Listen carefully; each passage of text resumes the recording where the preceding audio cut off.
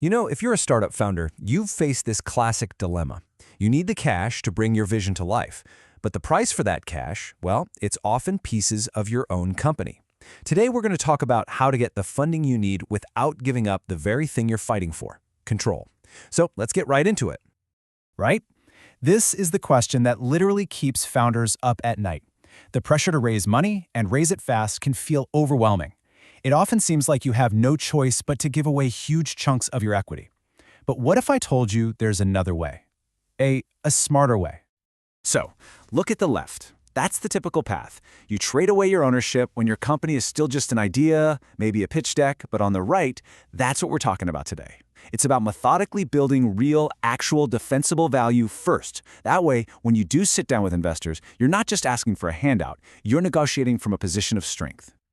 Okay, so to really get why this is so critical, we have to talk about the founder's equity dilemma. Because these early decisions you make, they're not temporary. They have consequences that will ripple through the entire life of your company. They're permanent. Man, this quote just says it all, doesn't it? Think about it. Early on, you've got tons of ownership, but you're strapped for cash. Giving away 5, 10%, it feels like a small price to pay just to survive. But down the road, that same equity becomes incredibly expensive. And its true cost isn't just financial. It's about your ability to actually lead your own company. So, what's the antidote to this dilemma? How do we fight back? It all starts by changing how we think about ownership. And it's not about being greedy with your equity, no.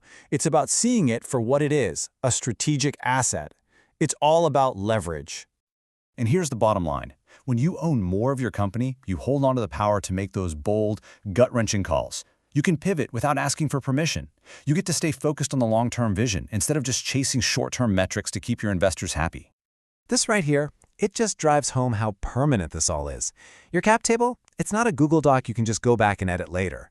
Every single piece of equity you give away is gone. For good. The smartest founders don't just think about the round they're raising now, they're modeling out the next 2 or 3 to see exactly what they'll have left at the end. Okay, so that's the theory. But how does this actually work in the real world? Let's look at 2 founders who navigated this whole thing perfectly. They proved you can get the capital you need without giving away the farm. All right, first up, let's talk about Claire. She's a robotics engineer who left her job to solve a really tough problem in precision farming. And you know, everyone was telling her to raise money right away. You've got momentum, they said, but she didn't listen. Okay, look at these steps. What's so key here is the order she did things in. Instead of raising money to build something, Claire built something of value to raise money. She filed a patent, she built a working prototype, and she even used consulting work to pay the bills so she didn't have to touch her cap table. She raised on what's called a safe note, which is super founder-friendly, so her first funding was based on a real, defensible asset, not just a slick PowerPoint deck. And the result of all that hard work?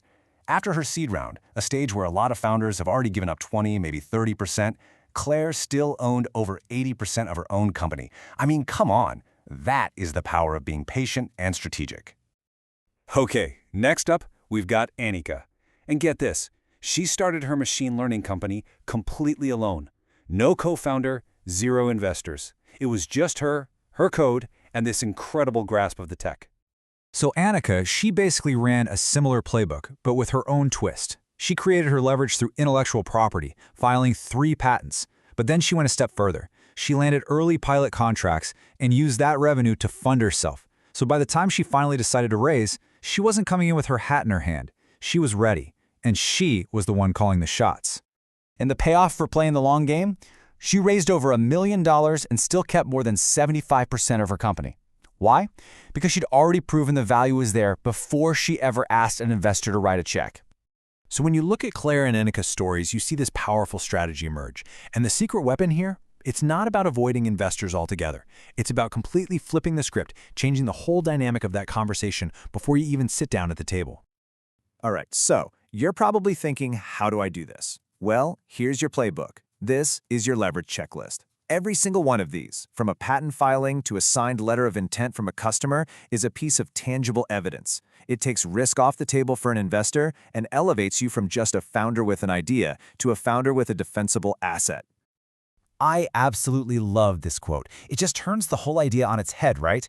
This pre-fundraising time, it's not you sitting around waiting for someone to validate your idea. No, it's an active phase where you're methodically creating the very validation that investors are dying to see.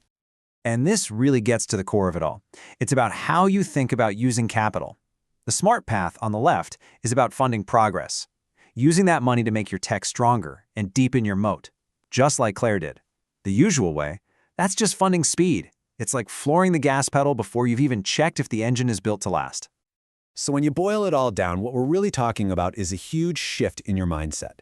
It's about going from a reactive, almost desperate fundraising process to one that's intentional and completely strategic.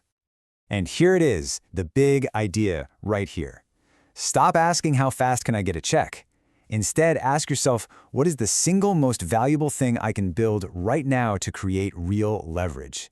Is it filing that patent? Is it landing that first pilot customer? You figure that out, you build that first, and then the fundraising conversation happens, but on your terms, from a place of real strength. This is such a great way to think about it. Your early equity, your IP, that's the foundation of your entire company. You just can't be in such a rush to put up the walls that you sell off the very land you're building on. It makes no sense. You have to build that foundation solid first.